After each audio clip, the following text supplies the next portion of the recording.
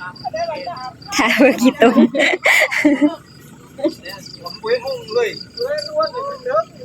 ระวังขี้ดินโค้งเธอมึงนะก่อน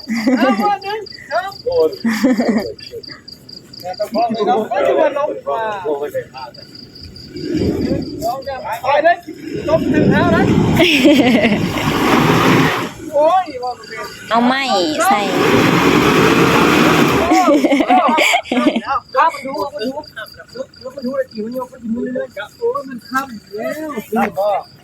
เอามันทับแล้วนี่ทางหลังขี่ใส่แล้วมันเอาหลังนี่มันทับแล้วนี่เลยทับตรงนี้ไปได้ขี่มันมุนแล้วเฮ้ยมันได้เนาะบักชุ่มๆส่วนส่วนเอาแม่ คาน เซฟโซนนี่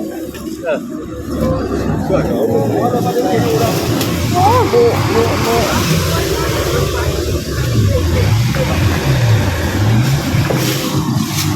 เต้นนะแม่ตี้หลุดคาพี่น้องเลยไหลกลับคืนไปห้ามปลามือนะเอ้ยปะมันมายังทูบักน้อยๆนี่นะมันมานังเล็ดหับบักน้อยๆนี่นะบอกมาแต่งกับมึงเนี่ยหางไปนี่หางไปนี่ปลาเอียงเนาะ กับกิล่า ขึ้นบอกโตเอียงก็ ไดโนเสาร์ ไดโนเสาร์มึงน่ะงงงงเพิ่นจ้าเพิ่นเบิ่งมาเลยนี่น้องไดโนเสาร์เควเฮ้ยเท่าเควหามไปอยู่รถหามไปอยู่รถหนาว ไปนู่บ่ไปบ่ มุนยุดอยู่มันค่ำ รถก็ได้เดี๋ยวนี้นะหรือโหลดบ่โหลด มันนั่นเราถอยรถสิมาทามตอกน้ำเสาแก๊สแล้วมันลงคลองแล้วขึ้นมาได้หำเอ้ยหำ ทำได้ใช่ผู้หญิงนี่ อีร้อย ไม่นะไปห้องเสร็จ ร้อยอีร้อยหนาวบ่หนาวหนานะคือบ่พอใจนี่จับมือเพิ่นนะยิ้มจักเถื่ออยู่บ่ดิ แจมไปเอาข่าว คนมาหลายเลยพี่น้องค่ะมันบ่ค่อยเห็ นั น บขึ้นมาที่โตเพ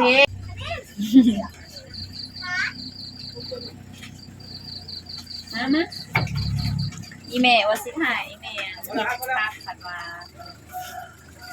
มันหลุดเลยเดี๋ยวเอ้ยอุ่นเด้จะเว้นนี่เอาบ่ฮู้โอ้ย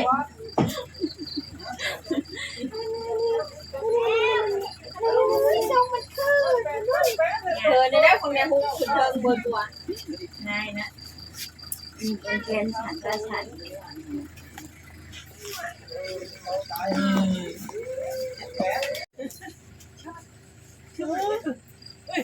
นี่คือลูกป้าเด้อ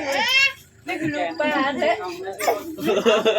สบายดีดูสบายดี อันนี้ปลาลุง เล่นพ่อ เว้นตั้งแต่ขาวันอยู่ท้องติดว้ายกดดิบมันจะใช้ยักษ์กดใช้ก็พวกคนเนี่ยมาเก่าดิ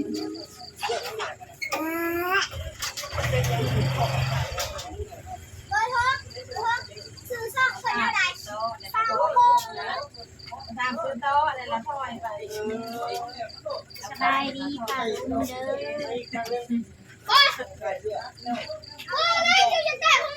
อมีสุดก็มี ว้าย มีหางพ่อ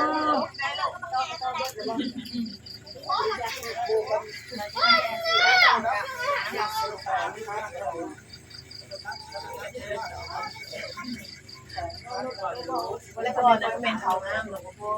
ก็ใช้นั่นแหละ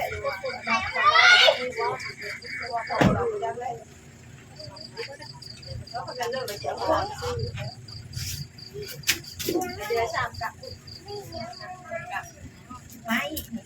ตัวนี้ก็กำลังสิดึงแล้ว ดึงเลย บัวน้ำเอาเนี่ยฮะ โดนฮะมึง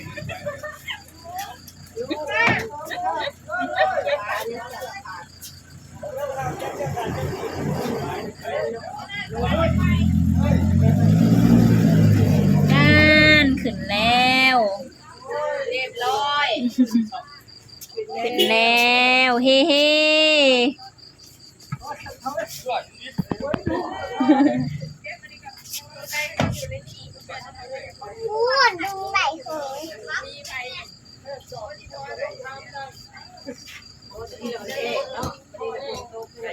ดีปลาลุง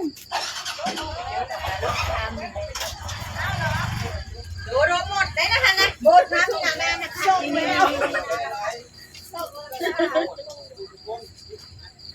ได้เด้อมื้อหน้าเนี่ยน้อยก็มาอีก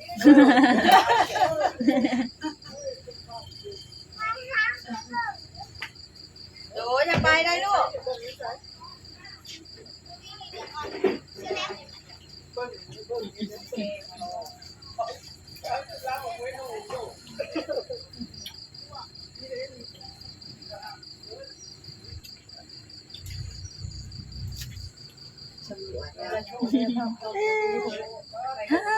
คือคนคือหลายเด้เพิ่นว่าแหละ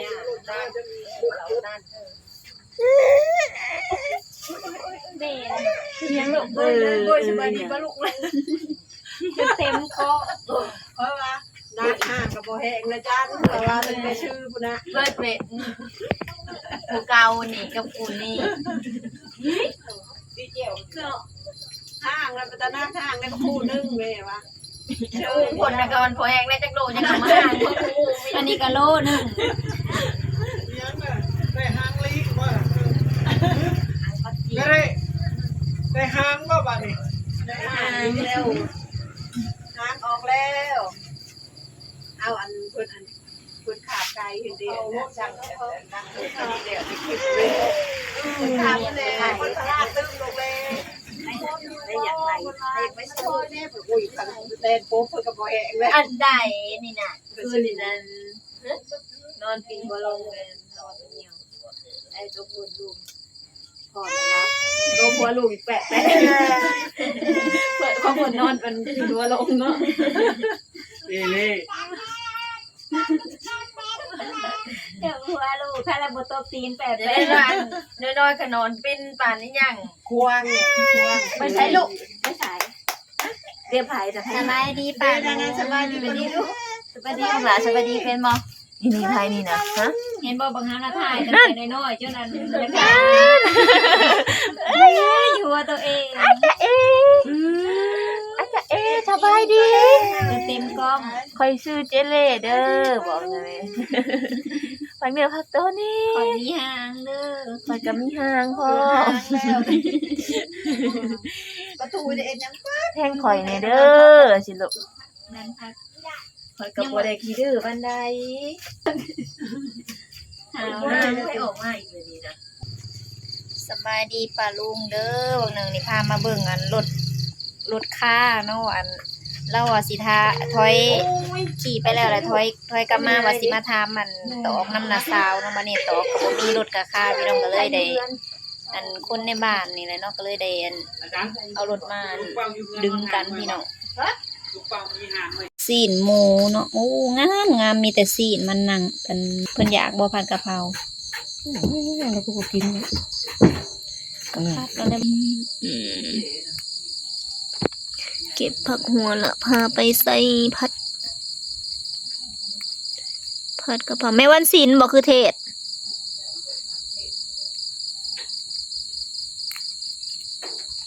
ศศนา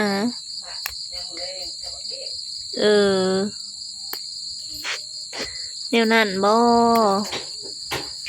สะหงก็บ่ได้ไปวัดไปว่าแต่หึงแต่ยึงล่ะช่วงนี้ก็หาเวลาก็ยากเดี๋ยวก็หนาวเดี๋ยวก็ร้อนเดี๋ยวก็ฝนรีวิวหมักถั่วเพิ่นหลายๆนี่นะเพิ่นคิดว่าเฮาน่ะซื้อเท่าใดเอาเพิ่นเว้ามาดู 10,000 20,000เพิ่นคือฮู้อัน3โคนใหญ่ๆนี่นะ 3คนใหญ่ๆนี่นะ10,000เฮาก็เลยว่าอ๋อคือได้หลายแต่เฮาก็เลยว่าสิซื้อมาแบ่งอันพี่น้องพี่นุ่งเนาะแบ่งกันกินเพราะว่ามันถูกเนาะมันหลายพร้อมแต่สะโฮงน่ะซื้อ20,000แล้วได้6โคนแล้วให้อันบ่าวอนาคตหนึ่งอันนี้ก็ยังนี่ก็ประมาณ5โคนเนาะแบ่งกันกินมีแต่โคนใหญ่ๆนะยามนี้เขาจะเอาปลูกมักถั่วมันลายแล้วมันถือแต่ก็พอซื้ออะไรพี่น้องคันเงินบาทประมาณ30-40 บาทเนาะได้ตังว่า5-6โคนคุ้ม งามอีหลีพี่น้องบักทุก มาซอยแล้วอันนี้เป็นเครื่องมันคือบ่เฮ็ดจ้ะ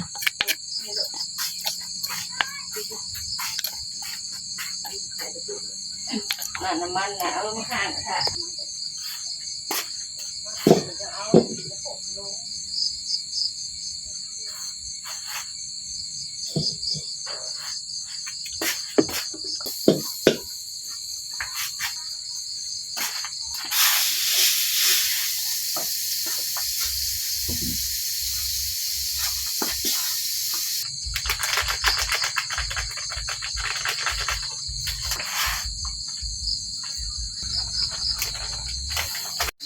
หายเท่าไหร่เนี่ยรองเท้า ประตูเขาเงื้อกึ่งอยู่ใหญ่ไหมมันคิ้วไปแล้วผัดกินมันยันเข้าปาก มันจืดได้บ่ เอา เมียงปลา เอา แม่ว่าเขาคนขี่เมื่อคืนเป็นเมียงป่านะ อืม อืม ยังก็ นางเอิญบอก อีหยังนางอ่อน นาง นางอ่อนนางว่าแต่ไสแซ่บบ่แขวหักเด้อ หมดได้เลย แค่ บ่แซ่บทอดกล้วย เ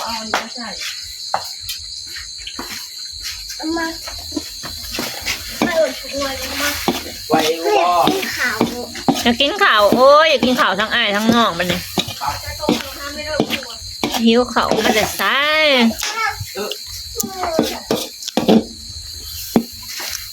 เกี่ยวข้อง